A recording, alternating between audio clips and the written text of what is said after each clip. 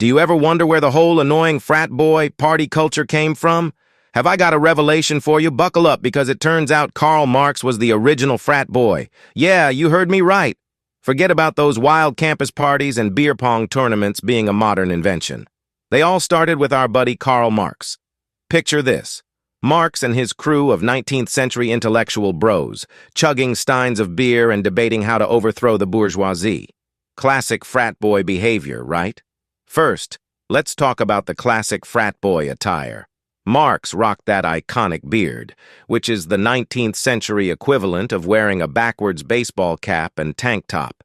He even had that intense stare, like he just challenged you to a keg stand, but with revolutionary fervor. Marx's manifesto?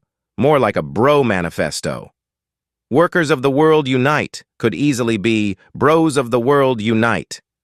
Picture this.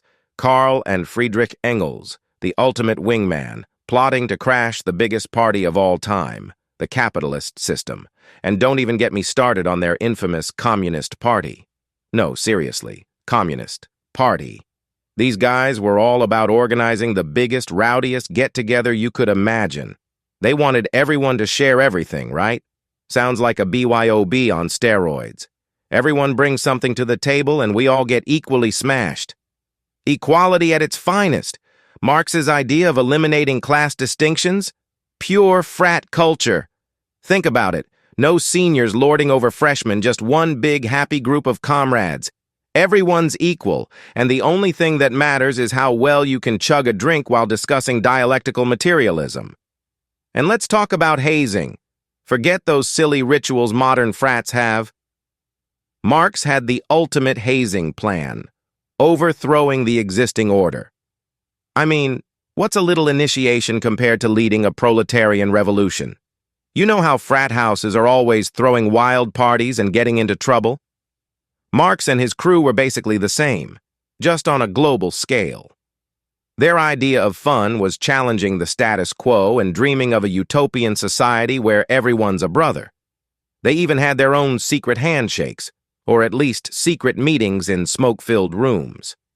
But here's the kicker. Modern campus culture owes a lot to these guys. All those campus protests and radical ideas, straight out of Marx's playbook. So next time you see a bunch of frat boys yelling, "Toga! Toga!" remember, it all started with Karl Kegstand Marx. So there you have it.